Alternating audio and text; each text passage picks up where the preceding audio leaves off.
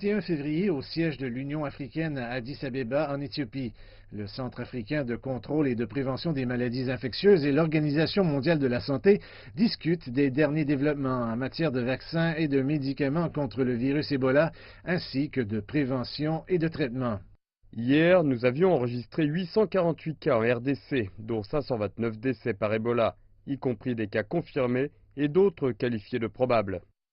Selon l'Organisation mondiale de la santé, le taux de mortalité relié au virus Ebola en RDC a atteint 62 %. Les femmes et les enfants représentent une très forte proportion.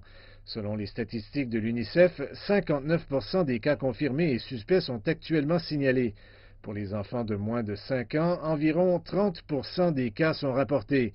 L'OMS a également déclaré que la sécurité restait le principal défi de la lutte contre l'épidémie. La situation en matière de sécurité est très difficile lorsque vous regardez le Nord Kivu au cours des 20 dernières années. J'ai été témoin de ce conflit armé et de la population terrorisée par des groupes armés. Cette zone est donc très difficile d'accès et nous sommes obligés de travailler dans des conditions très limitées en termes de sécurité.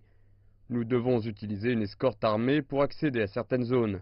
C'est très difficile pour nos équipes, mais nous nous engageons à protéger la population. Nous utilisons donc tous les moyens nécessaires pour accéder aux malades et nous le ferons jusqu'à la fin de l'épidémie. Depuis l'épidémie d'Ebola en 2018, l'épidémie dans la région du Kivu en RDC s'est progressivement déplacée de villages isolés vers des villes densément peuplées telles que Beni et Butembo.